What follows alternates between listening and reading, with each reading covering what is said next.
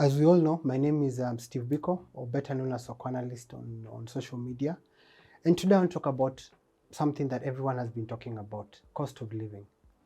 I believe Kenya has very, very good managers. We've seen people in Kenya managing companies to an international level. We've seen Safaricom do amazing things. We've seen a lot of Kenyans scale beautifully on an international level. So that means we have good local talent within the country to manage the government and to manage the country in a way that we can be able to be proud of ourselves as Kenyans.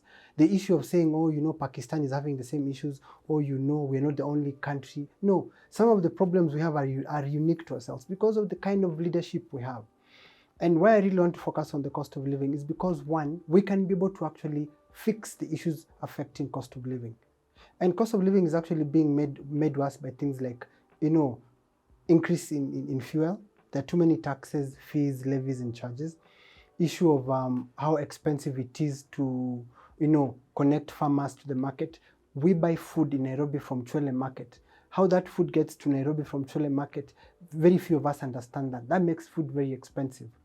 When you look at how much the farmers in Chwele are actually selling the produce to traders from Nairobi, you will actually cry.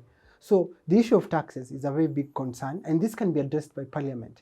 If Parliament really cared for Kenyan people and they cared about the cost of living, they have the mandate of the people to actually address the issues of cost of living. But they are not. They're busy, being corrupted. They're busy being bought. They're busy, looking out for themselves. So we have a house that should be able to sort out these issues, but it's not. The issue of taxation can be addressed by Parliament. Cost of living will go down. The issue of fuel and what lies therein in terms of fuel charges, electricity, Parliament, cost of living goes down. The issue of why are we going to Zambia to contract farmers there to plant maize for Kenya? Why can't we contract farmers in Kenya to grow food for us? Why are we paying people there when you can do that here?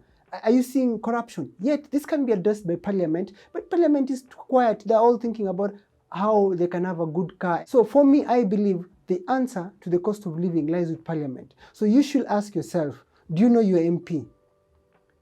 Did you vote for him?